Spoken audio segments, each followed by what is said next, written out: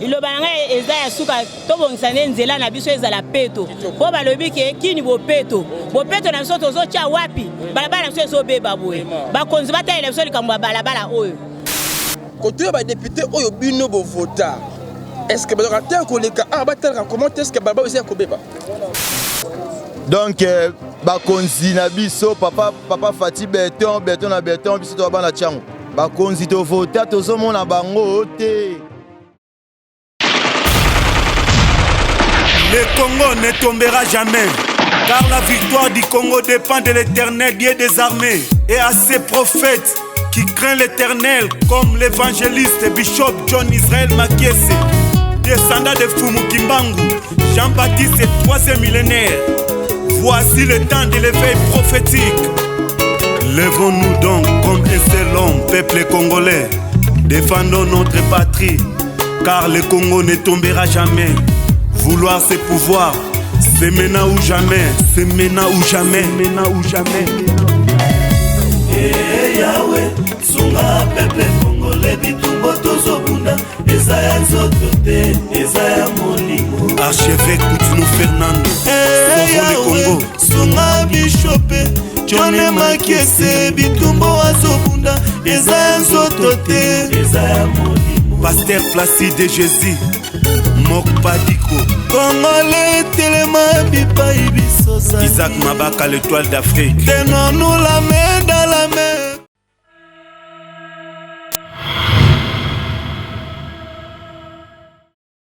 Napesi un grand mbote. Donc mbote moko ya munene et puis la diaspora tout bapona na bango le Congo ne tombera jamais. Votre seule chaîne de l'information bongo proche de la population. Donc nous sommes proches à notre population parce que Bangonde baby source de problème au Congo au mboka oyo pour étambolater. To pona mingi bango parce que peuple congolais, peuple quinois en particulier, a vivre bator, ba injustice, ma bemingi. Tinengo le Congo ne tombera jamais à ça qui choix. Ya kotambola ka ko kende ke na ba détail ya 4 cœurs capitale Kinshasa pour na koyeba nini vraiment c'est à la base pour être mboka au Congo etambolaté de vivre ba élection changement de gouvernement changement à président mais nous voyons qu'il y a rien de spécial qui se passe tinengo le Congo ne tombera jamais aye awa na commune ya Masina na balabala on a combo ya Roi Baudouin. Alors Roi Baudouin n'était pas n'importe qui. Roi Baudouin a tika histoire la kati ya mboka au Congo. Mais ndenge avenue yango ya Roi Baudouin ezali c'est déplorable. En face nanga ezali bongo saut de mouton oyo gouvernement ya Fati na projet de 100 jours ba otonga kasi entre monene oyo Roi Baudouin ezali vraiment impraticable. Ezia kobeba hyper ya kobeba mais toka moi est-ce que projet à 100 jours et continue à water projet à 100 jours et l'autre Roi Baudouin te tinengo avant na côté na kati ensemble na bino to découvrir moutier ba teki ya bandeli awa ba commerçant ba motard o to benga bomba wewa ndenga nini basukaka ba papa ba maman o basukaka awa na entre Roi Baudouin o ba yebi vraie histoire ya venu on a combat Roi Baudouin ndenge zalaka pena ndenge yango komi nini oyo bango balelaka avant tout non tira na héritier wata atira le mouvement wala parce que non so bona mama langa aza awa to beta un peu masolo mukie pe na lemba mukie mbala ya moto na beta mbala ngo eza na bonjour maman maman mbala boza na combien mbala na 5 wa mneno wa mneno 1000 francs ya mneno boy 1000 francs oyo ya mneno moi je sais ya mneno boy eza na 1000 francs est-ce que kolongo ya biso ngo te poto so mbongo batolongwa bala poto na babilo le Congo ne tombera jamais pour une information na moni mbala et attirer na ok na ngona ndako na olia ngona héritier na olia ngona Dorcas na olia ngona Odrazi na olia ngona jusqu'à même parce que secrétaire sera koza musika mbala oyo raté mais encore parce que né la fille de la patronat de Paris Mukusa Talo raté mbala ya moto raté yango avec mon papa descendant Fumukimbangu boni bisanga mbala Congo boratango bodira mbala mundele oyo mbala munora mboka borate patate douce maman na yoto question moko mutie bino bateki boteka awa na entrée à Roi Baudouin na saut des moutons bosuka ndeni na condition ya mina koteka awa na balabala osa kobeba boy Baba na so bébé za bisoté. Bato misika ne bazo bwakela so ba salité awa. Bazo sane makamu na nko. Biso to teka chaque samedi biso sala ka salongo na biso to zubo soto na so to ko bwaka. Bango ba uta na banda na bango ba yeko bwakela so soto. Anzela pesa ko beba makasi.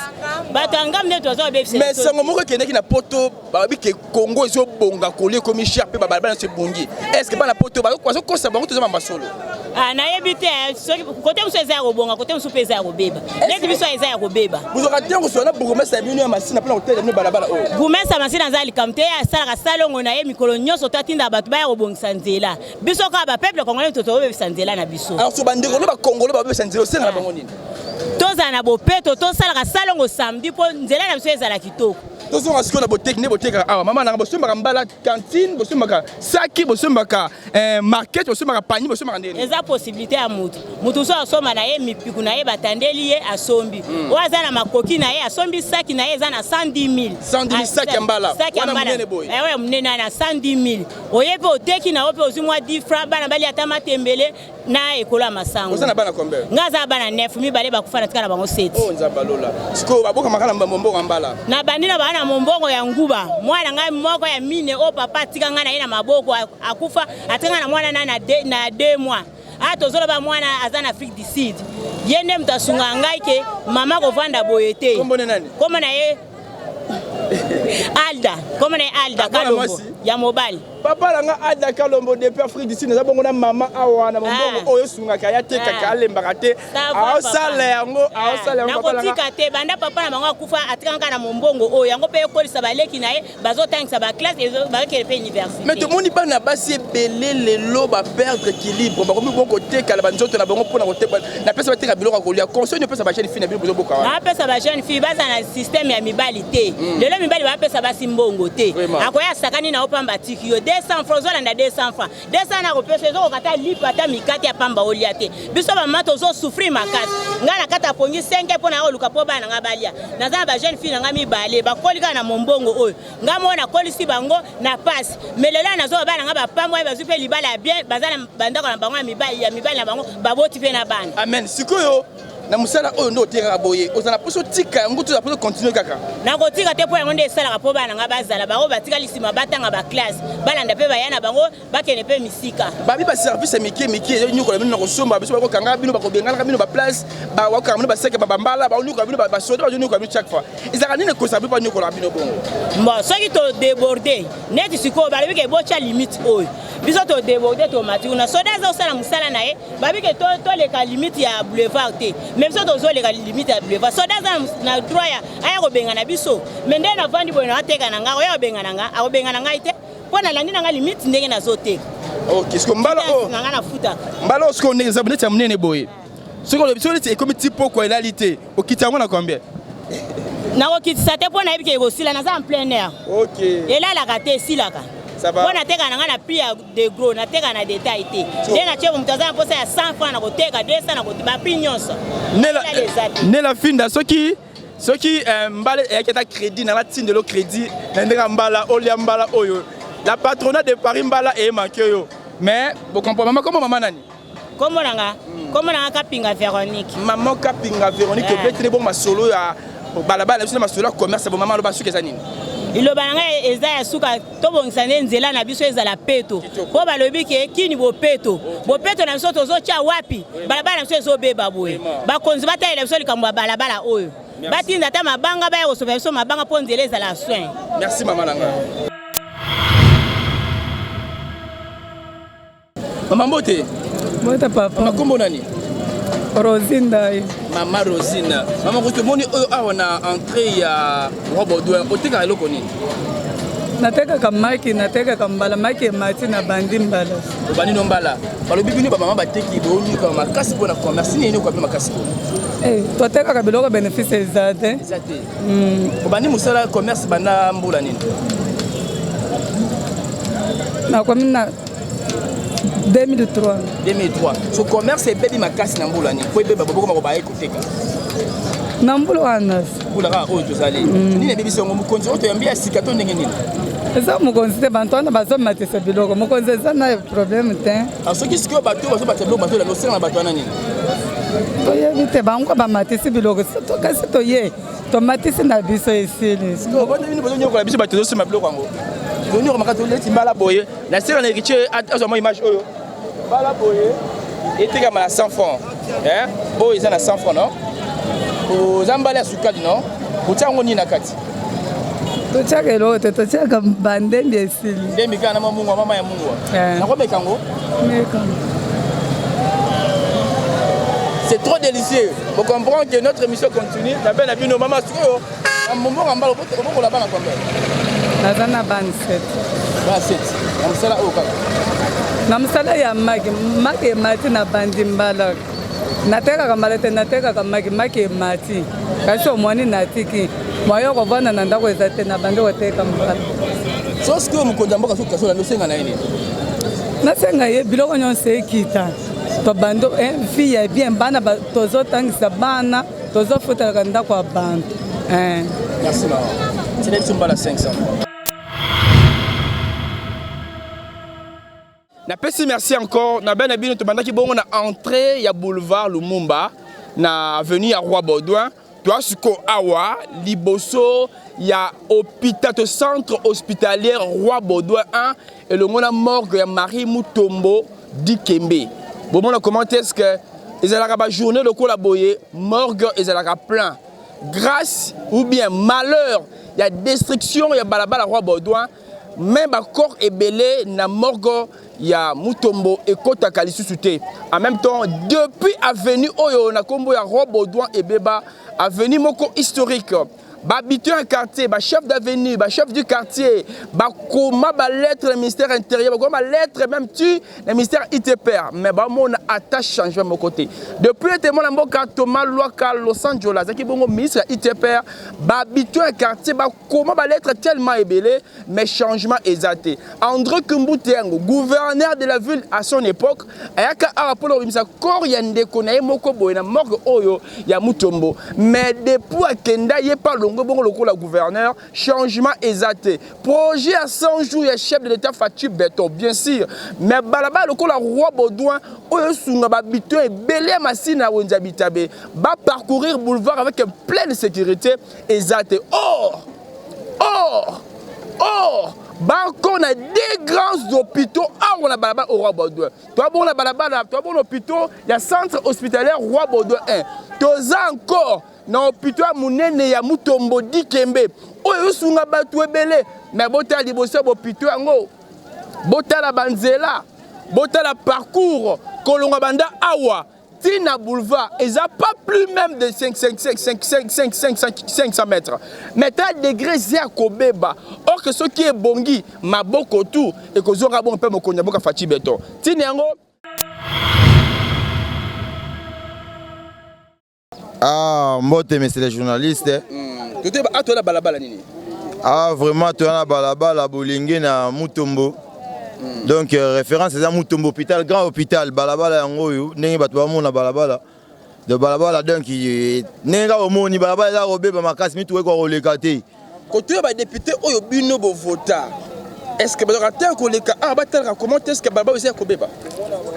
Donc, bakonzi na biso papa Fatih Beton na Beton biso to bana chango bakonzi to vota to zomo na bango te donc bazosala ni eloko na biso vraiment baza ata mutema oyo ya honorable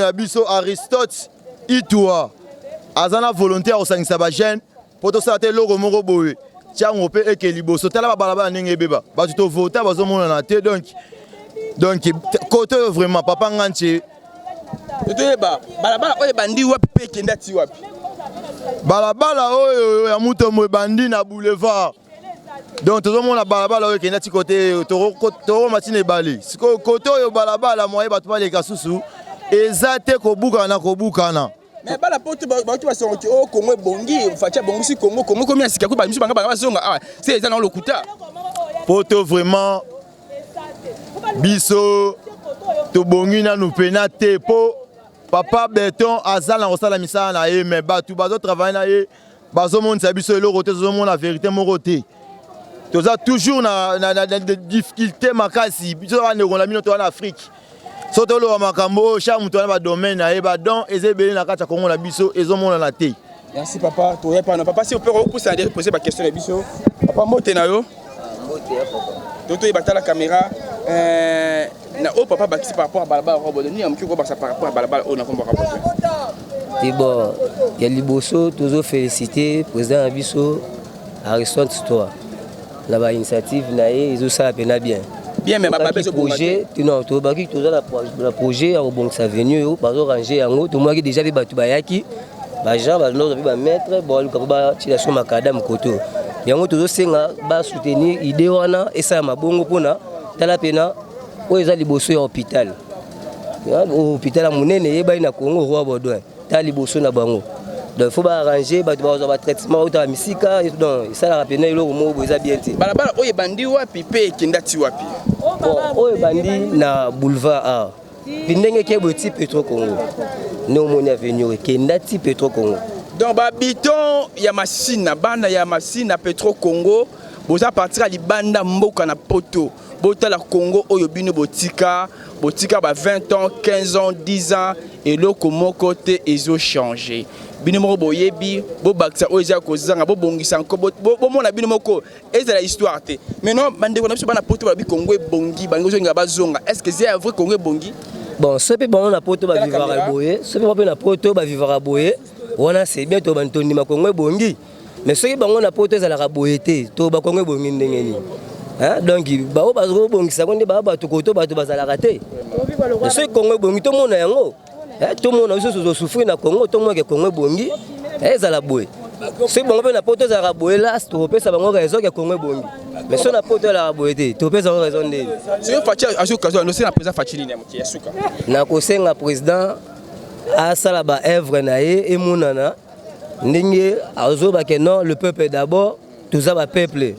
Boye te causer ba maladie ba bazo kufa liboso ba hôpital liboso ba école amene iti masina ba beta bezalia do toza ba école awa oyo yebani mais pourquoi liboso se cause liboso za salité boye et ça bien te marché à liberté yango ba mafatu ana bazabe ba poto ba yebi bango do ba ça que non koto pesa propre ba maison so koto ça peut bien so ba tiso makadama to viaka ba kimbuta koto ne ya ba tuté. Donc, le président a sa vision sur la bonne mboka. Merci maman, merci papa Nanga. Merci beaucoup. Merci. Pour comprendre tout ce qui commence bien, qui finit aussi bien, né la fin de l'habitude, maman a acheté le mois qui n'a pas na interview le mois qui maman yaka. Kolo bilambo yo ha. Yé mutatera a libossé hôpital ya roi Baudouin. Alngo le mois par rapport ya ba corps na posa moi la moi si maman yaka s'il vous plaît. Maman ko bakisa ma a terre muké a parce qu'il faut parité za la ka maman la mbote papa to moni mino boza ba teki awa to yeba bozo vivre ba injustice bazo bongo sa pèse monsieur côté no bazo tika or que bopité mi ba za ba robo de sunga ba corps rebellé ba to bika ba kufa to yeba ni za passe na bino ona balabala oyo eleki trop salité et bandi banda boulevard monene ti ekitabo ebima ti Petro Congo kenda ti kingabwa alors gouvernement zotala ka centre ville biso na tiangu ba otala te to na hôpital na minene toza na Mutombo bisika bomona mai wana eza entrée ya morgue hôpital na Mutombo asa ba misara bimeti lelo ti lelo bimaka na condition ni wana ba condition kana mai bo corbia so yetemi kana mai to nyata ka ba poto so leki Mutombo dans l'hôpital à Roi Baudouin chaque jour bantre ya bato malade bazoya donc mitu kama ekota ezate donc toza vraiment la difficulté nzela na couloir o et pourtant nzela o eza principal ce qui l'état a s'organiser pour nzela o abimsela ngo biso tout droit ti Petro Congo ke ko mati limité na kingabwa et dimna biso pe ba embouteillage na nzela o mais bana poto ba so ke Petro Congo bon manini balabala o ebonga yonde batini biso te baso balabala ebonga surtout même pas caméraman azana ko zongo banda entrée tina suka no nzela ezate donc so pousa liboso ami to ke suka ka awa so pousa liboso aérosion munene ezaka liboso na nzela munene oyo est-ce que ndegono na poto azo dinga zonga Congo est-ce que conseil zonga Congo te oya te na ba condition biso ku tol kan to ke kuna ya oya te donc na ba député to vota koto ba sa lelo te to comment ka to voter ba député sika ba bon exception nzela mais soki mokonza mboka so kazo no senga na nini mokonzi moko soki azwi occasion atala mpe biso na ntango ye azotala mingi bato ya centre ville donc atala biso nzela oyo biso bato tooteka pembeni baactivité moyen esalama bien eza te toya baparent toza na bana tozoteka biloko kolia babilo ebele eza a hôpital baomema bakosoma mais so mbula ebeti amoye bakatisa kuna baya osoma biso biloko eza te awa plein ata moto ekokaka koleka te bato mosuku baomema na mokongo 200 bakatisi yo donc nzela boye eza te maloba na ngai ya suki eza mokonzi atala biso nzela abongisela biso nzela oyo donc abongisa depuis entra boulevard ti ebima bo po facilité pe bato musu bana kati mutako obela mais moyen baya na mutu rapide baya na hôpital ezate ba moto pe boye ba police na so ba kanga ngoka tracasser donc to ana difficulté nzela. Merci maman na comment maman nani Lisette machine maman Lisette ndaba pambola o bo comprendre bino moko eza na ngote to forcer en ngote eza vie oyo population au bikana yango. Centre-ville c'est bien, Kinbopeto c'est bien, mais ce que tu bien Kinbopeto, c'est que ndambu ya lingwala, ndambu ya barombu, ndambu ya komena kin na gombe mobimba. Wande Kinbopeto. Mais tant qu'on a fait un feu à capitale, aux yeux Tchango, aux yeux Funa, par exemple, aux yeux Makala, aux yeux Bumbu, aux yeux Selemba, aux yeux Koto Massina, aux yeux Petro Congo, aux yeux Kei Bakingabwa, au moins Kinbopeto est palpable. Pourquoi? Vision est limitée. Mokondambo Kafati Beton, c'est vrai. Oh tout bazar a peu que bon mandat na bango. Ba peu que bon ba voir na bango te pour na osa bango osa la bango aba. Parce que oh ils allient injustice. Eza injustice. Route Lengesa et bandaki yongo le kena aussi là. Alors pourquoi pas oh yoza na plus facile que route Lengesa. Ba venir eza vraiment ébélé. Mokondambo katoza na posa au réhabiliter, au réaménager, au bongisa. Pour être des grands hôpitaux au local la Robodin ou à tika histoire de Congo la table ronde puis encore na hôpital Mutombo Dikembe où ils ont sunga batu ebele ezonga parce que balabala oyo ndenge bango balobi kenda ti abattoir et ti kingabwa de ça vraiment makambo ebele mokonzambo ka tenir compte na balabala oyo olingi au consulter biso à part la chaîne locale au tabou partenaire Show Télévision la chaîne de l'évangéliste Claude Kabundouale ça pour mon nango yaka mbangu mbala moko na téléphone au côté le Congo ne tombera jamais donc chaîne les le Congo ne tombera jamais ou bien que na site commis www.lecongo-ne-tombera-jamais.com notre vision a été oyo tout ezonyoko la peuple congolais.